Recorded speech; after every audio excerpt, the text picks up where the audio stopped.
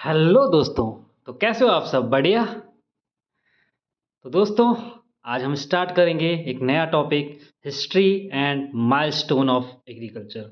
आज हम पढ़ेंगे कि एग्रीकल्चर का डेवलपमेंट कैसे हुआ।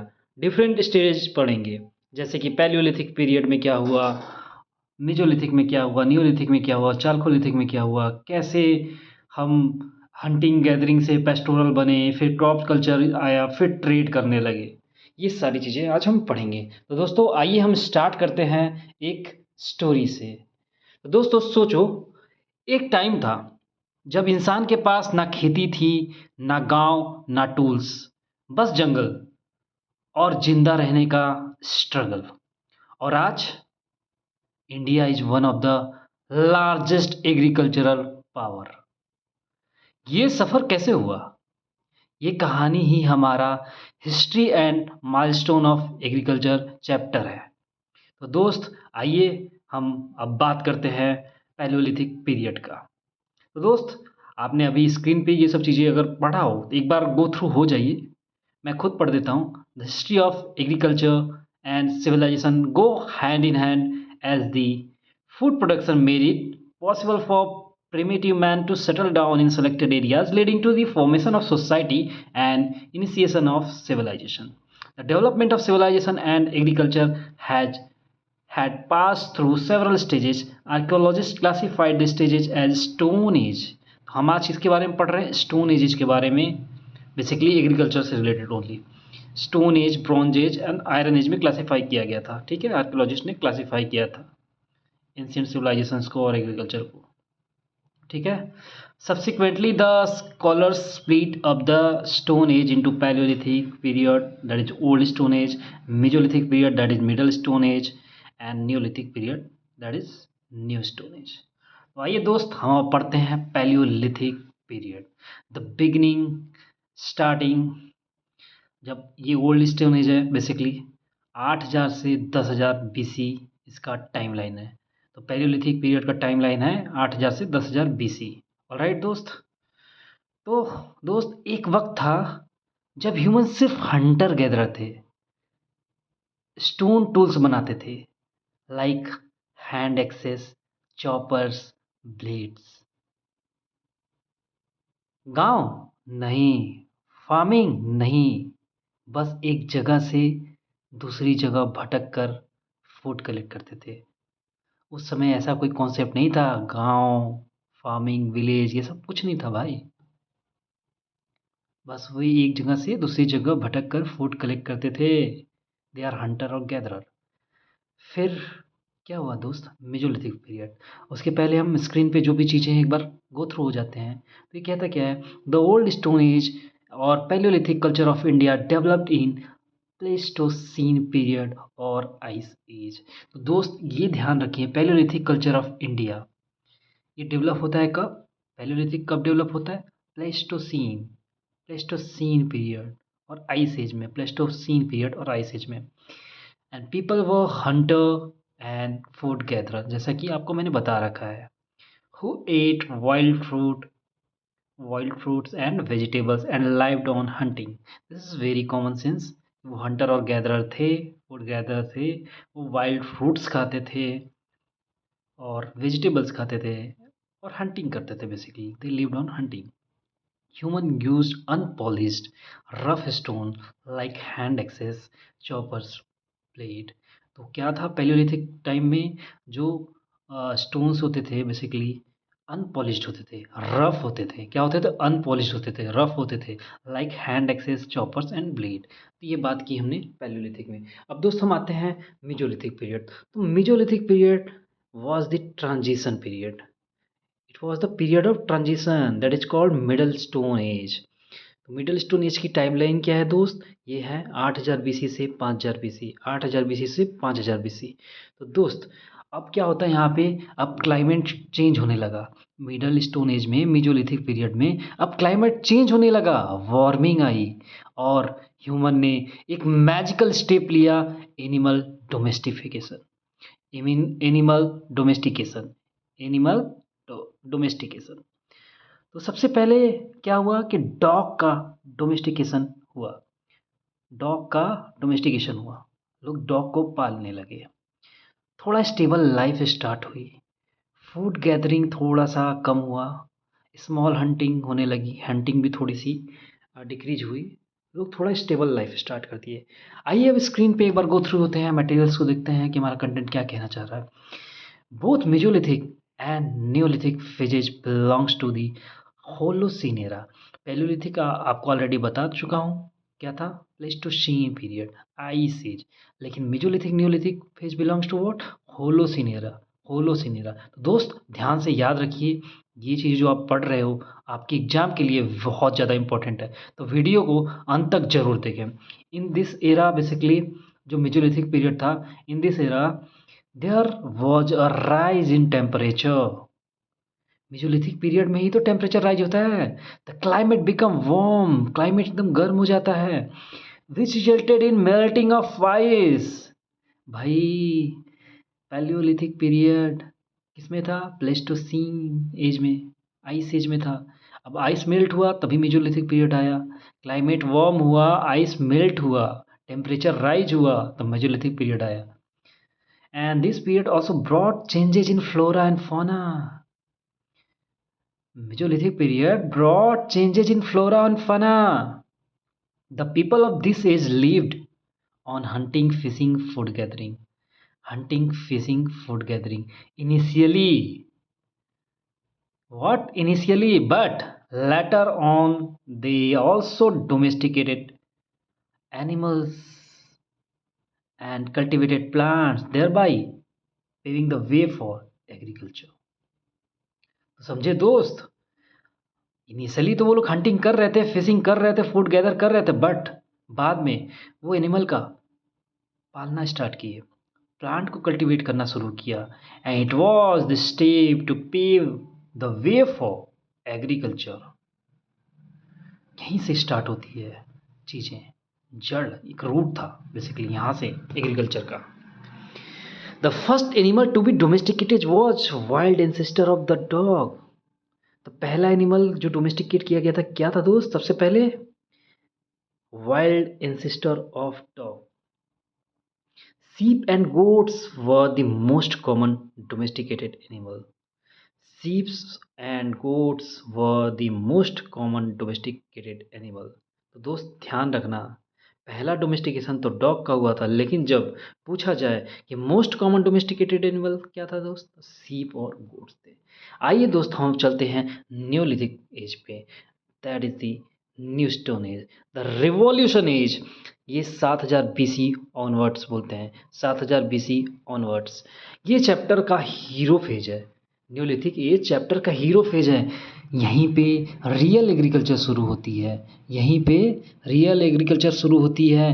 Human settled in one place, wheat, barley, बाजरा जैसे सीरियल्स उगाए गए, गोट, सीप्स, कैटल डोमेस्टिकेट किए गए, गांव बढ़ते गए और सभ्यता का जन्म हुआ। गांव धीरे धीरे बनते गए और सभ्यता का जन्म हुआ न्योलिथिक एज में। तो दोस्त आइए स्क्रीन पे देखिए, स्क्रीन पे पढ़ लेते हैं एक बार। Neolithic period also termed as Neolithic revolution. Revolution क्यों, रिवॉल्यूशन इसलिए कि अचानक जो फूड है हंटिंग गैदरिंग होती थी, अब लोग गांव बसने लगे, गांव में बसने लगे, गांव बनते गए और सभ्यता का जन्म हुआ, सिविलाइजेशंस का स्टार्ट हुआ। समझ रहे हो दोस्त, since it introduced a lot of important changes in man's social or economic life, इसलिए इसको न्योलिथिक रिवॉल्यूशन बोलते हैं। The neolithic age saw man turning into a food producer from food gatherer. तो भाई जो फूड कलेक्ट करते थे अब प्रोड्यूस करने लगे, क्रॉप उगाने लगे, एग्रीकल्चर करने लगे, इसीलिए इसको बोला जाता है न्योलिथिक रिवॉल्यूशन। क्यों, क्योंकि फूड गैदरर फूड प्रोड्यूसर बन गए।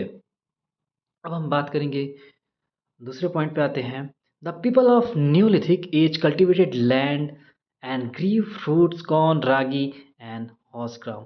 देखो कितनी अच्छी अच्छी चीज़ें वो खाते थे। आज के समय पे फास्ट फूड खा के परेशान हो और अपनी एज घटा लो बेटा। आज हम इसको सुपर फूड कहते हैं बेटा, कॉर्न, रागी, ये सब, हॉर्स ग्राम।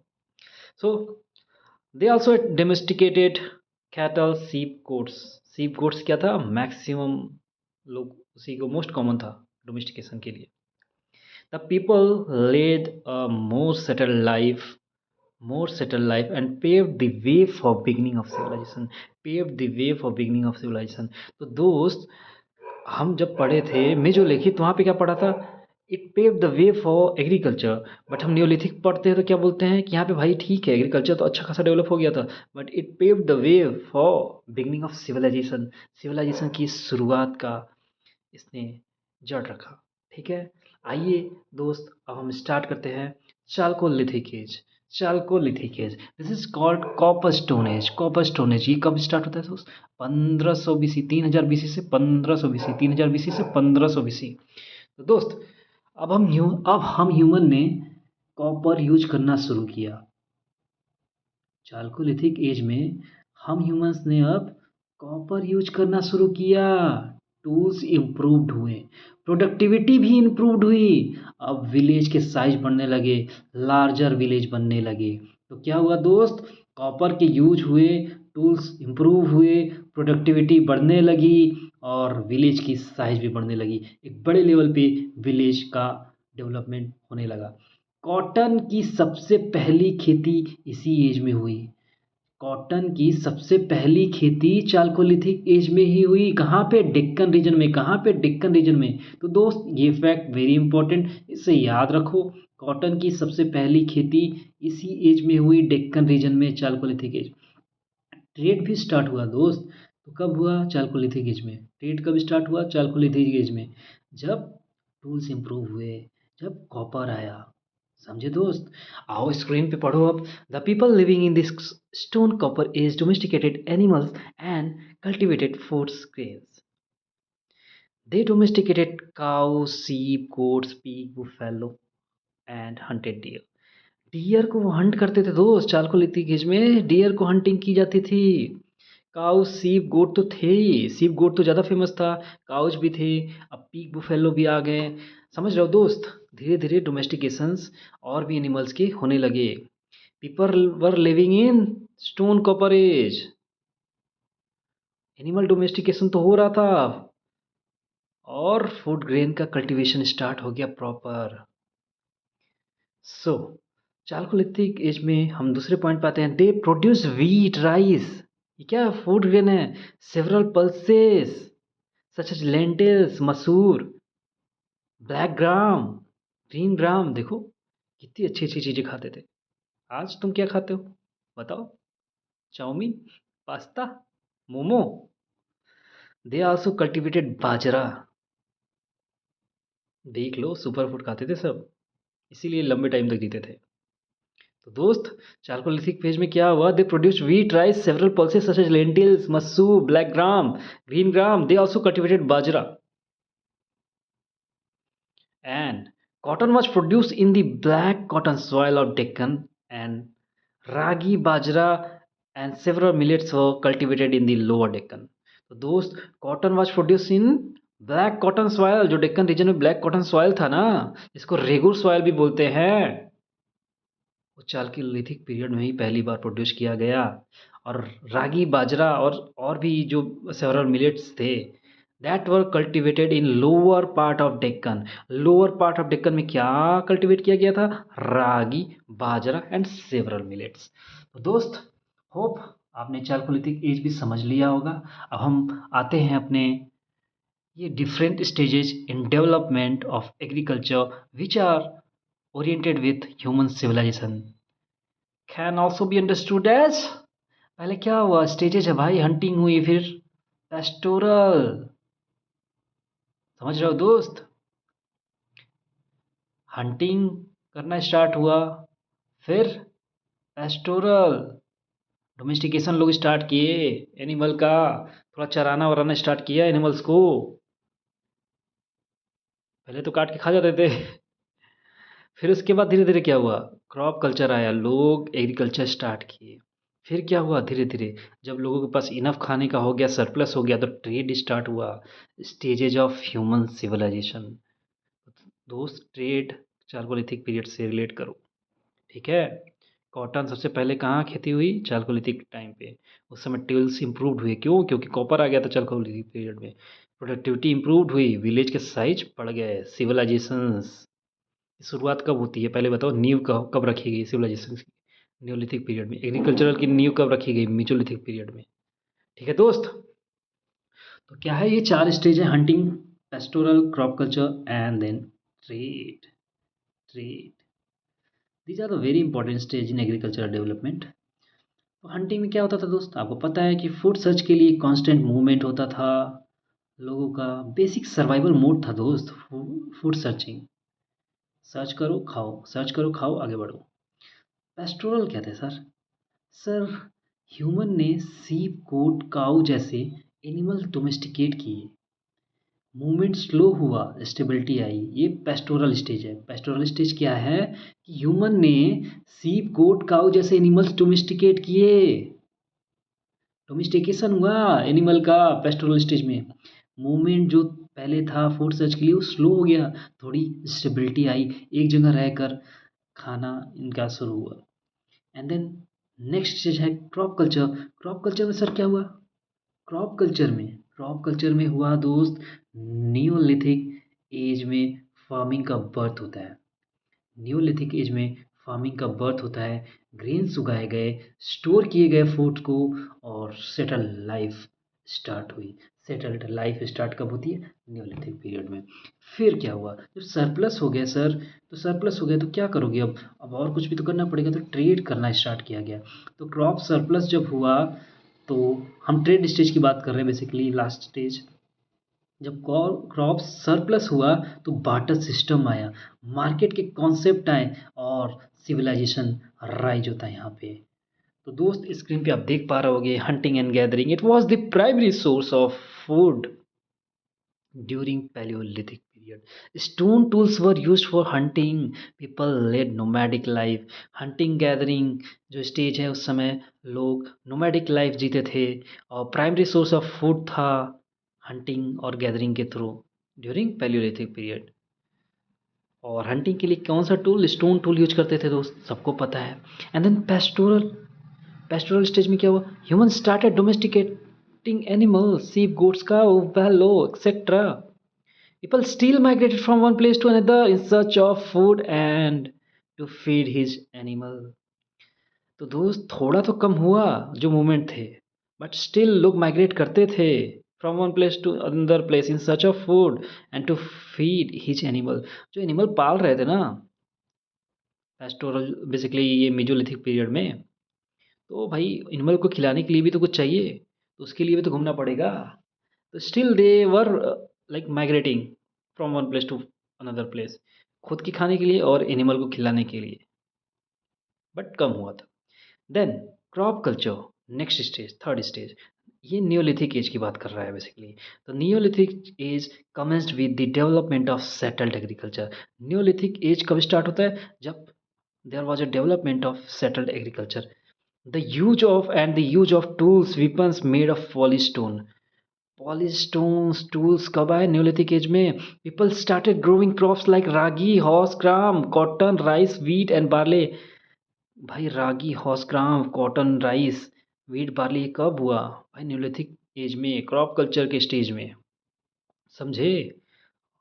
रागी, हॉर्स ग्राम, कॉटन, राइस ये बेटर फूड ग्रेन्स थे, ठीक है। And then trade stage, last stage, by the advent of chalcolithic period. जब चालकोलिथिक पीरियड आया, जब कॉपर टूल्स आए, प्रोडक्टिविटी बढ़ी, विलेज बढ़े। चालकोलिथिक पीरियड को ही ब्रोंज एज कह लो, 3000 बीसी से 1500 बीसी की बात हो रही है। There was agricultural surplus. Chalcolithic period में जब प्रोडक्टिविटी इम्प्रूव हुई तो ऑफ कोर्स ऑब्वियस है एग्रीकल्चरल सरप्लस होगा। Excess production was exchange which excess production was exchanged which was the basis of trade। समझ रहे हो सर? बाटा सिस्टम का शुरुआत हो गया एक तरीके से। As agriculture flourished, trade developed slowly leading to the infrastructure development like roads। जैसे जैसे एग्रीकल्चर फल फूल रहे थे, ट्रेड डेवलप हो रहा था, it slowly lead to the infrastructure development like road अब बनने लगे दोस्त। भाई व्यापार करना है तो रास्ता तो सही होनी चाहिए ना। एग्रीकल्चर आ गया, सही से खाने लगे। अब ट्रेड करना है, ट्रेड के लिए इंफ्रास्ट्रक्चर भी तो चाहिए। तो सब कुछ स्टेप बाय स्टेप हुआ दोस्त। तो होप आपको कहानी समझ में आ गई होगी। हम जो करने की कोशिश कर रहे थे, आपको समझाने की कोशिश, hunting, gathering, pastoral stage, crop culture, trade, ये सब था ना दोस्त। देख लो एक बार स्क्रीन पे। ऑलराइट, होप चीज़ें समझ में आई होंगी आपको। तो दोस्त, अगर वीडियो लेक्चर अच्छा लगा हो, आपको चीज़ें समझ में आई हों, तो प्लीज़ वीडियो को लाइक करिए सर। वीडियो को लाइक करिए, शेयर करिए जेन्युइन अपने दोस्तों के साथ। अपने जेन्युइन दोस्तों के साथ शेयर करिए इसे। But if you feel really I am doing hard work for you, आपको थोड़ा भी जेन्युइन लगा हो, थोड़ा सा भी जेन्युइन लगा हो, 1% भी समझ पा रहे हो कि आप मैं कर क्या रहा हूँ, मेरा पर्पज़ क्या है। मेरा पर्पज़ है सिलेक्शन दिलाना। मेरा पर्पज़ है तुमको इन्फॉर्मेशन रिटेन कराना लॉन्ग टाइम तक, स्टोरी वे में चीज़ों को समझा देना, ताकि इन्फॉर्मेशन आपके माइंड में कंठस्थ हो जाए, रिटेन हो जाए, दिलो दिमाग में चला जाए एकदम, कि कोई भी पूछे फट से बता दो, यूँ बता दो। इसीलिए मैं 3 स्टेज में साइंटिफिकली, साइकोलॉजिकली पढ़ा रहा हूँ कि दिमाग में तुम्हारे घुस जाए, इमोशंस डाल रहा हूँ उसमें। समझ रहे हो दोस्त? अब उसके बाद मैं रिवीजन क्रक्स कराऊँगा, तुम्हारी बोरियत जो होती है ना भाई, उसको कम करने की कोशिश कर रहा हूँ। उसके बाद एमसीक्यू कराऊँगा, प्रैक्टिस कराऊँगा क्वेश्चन। तुम ब्रेनस्टॉर्म करोगे, तुम पार्टिसिपेट करोगे, कमेंट सेक्शन में आंसर दोगे। गलत करोगे तो वो आंसर हमेशा के लिए तुम्हें याद हो जाएगा, जब मैं सही आंसर बताऊँगा कि मैंने गलत किया था, तुमको ऐसा याद आएगा एग्ज़ाम में। और भाई ऐसा पढ़ाऊँगा कि एग्ज़ाम में तुम्हें रिफ्लेक्ट करेगा, आंसर देखते टिक मारोगे विदिन अ सेकेंड, सिलेक्शन की ओर बढ़ोगे। This is my purpose, this is why I started teaching you here. So दोस्त, अगर आपको वीडियो अच्छी लगी हो तो please hit the like button. Like करिए वीडियो को, शेयर ज़रूर करिए, शेयर तो ज़रूर करिए दोस्त। एंड इफ़ पॉसिबल अपने दोस्तों में शेयर करिए। शेयर करिए जेन्युइन लोगों के साथ जिनको ज़रूरत हो जॉब, गवर्नमेंट जॉब पाने की, या कोई भी जॉब पाने की। Basically I want to help you all, I want to fulfil your demands. आप मांगिए, आप बोलिए कि मुझे सर ये चाहिए, सर ये कर दो, ये छोटा करो, ये बड़ा करो। जो प्रॉब्लम्स आ रहे हैं आप बताओ, कमेंट सेक्शन में दो, बताओ मुझे ये पढ़ा दीजिए, नहीं ये इसको मत पढ़ाइए, इसको पढ़ाइए, थोड़ा कम करिए, थोड़ा ज़्यादा करिए, कुछ सजेशन देना है दे सकते हो, यू आर ओपन। ठीक है दोस्त, खोल के बोलो जो कहना है, एकदम आप ही के लिए ये चीज़ें की जा रही हैं, आप ही के सिलेक्शंस के लिए। तो एग्ज़ाम क्रैक करना है दोस्त, एग्ज़ाम बहुत टफ नहीं, एग्ज़ाम बहुत ईजी है। You just need hard work man, hard work, smartly. Hard work तो करना है, सिर्फ स्मार्ट नहीं रहना, स्मार्ट होने से कभी कुछ नहीं होगा। Hard work is at most important, you have to do anyhow. Already मैं बता चुका हूँ भाई, कितने लोग एग्ज़ाम निकालें ये बड़े बड़े एग्ज़ाम यार, हार्ड वर्क करके, भले से बहुत इंटेलिजेंट स्मार्ट नहीं थे वो, लेकिन उनको हार्ड वर्क आता था। दे ट्रस्ट देम सेल्फ कि हाँ वो कर लेंगे। ऐसे तुमको करना पड़ेगा, नहीं तो कई बार तुम हंसते रह जाओगे कि यार इसको तो कुछ आता नहीं था, ये पहुंच गया आईएएस बन गया। भाई उसने मेहनत की है, यू शुड सैल्यूट हिम। समझ रहे हो दोस्त मैं कहना क्या चाह रहा हूँ?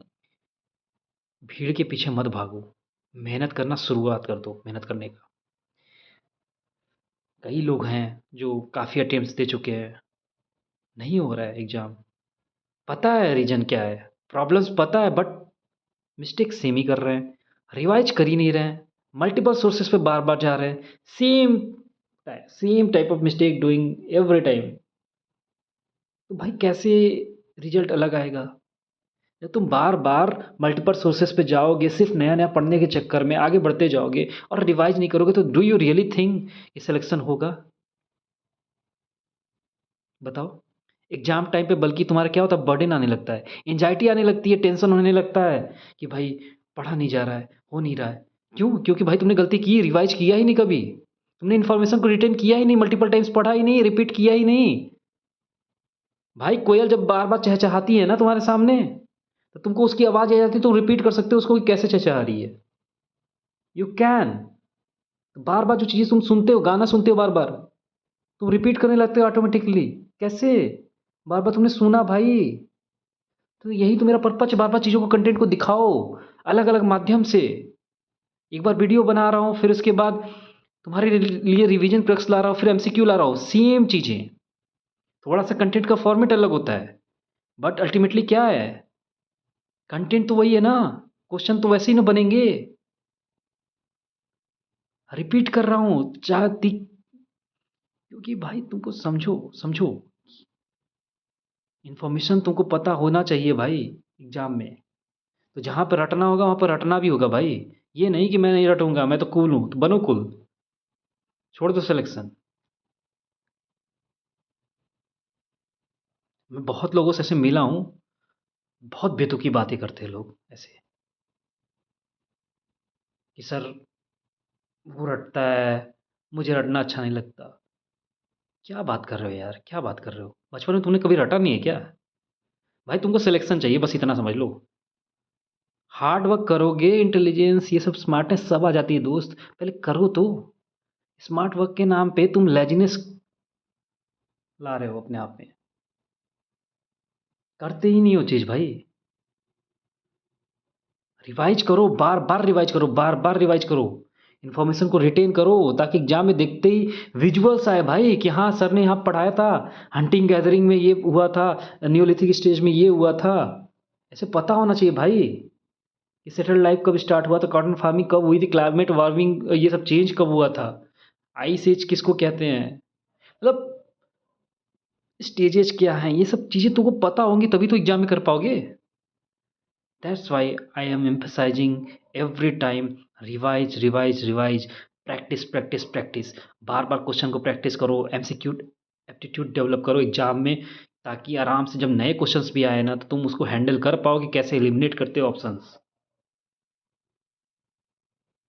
ठीक है दोस्त, तो ज़्यादा नहीं बोलूँगा, वीडियो को लाइक करो, चैनल को सब्सक्राइब करो और शेयर करो अपने दोस्तों के साथ। मिलते हैं नेक्स्ट वीडियो में, तब तक के लिए धन्यवाद। जय हिंद।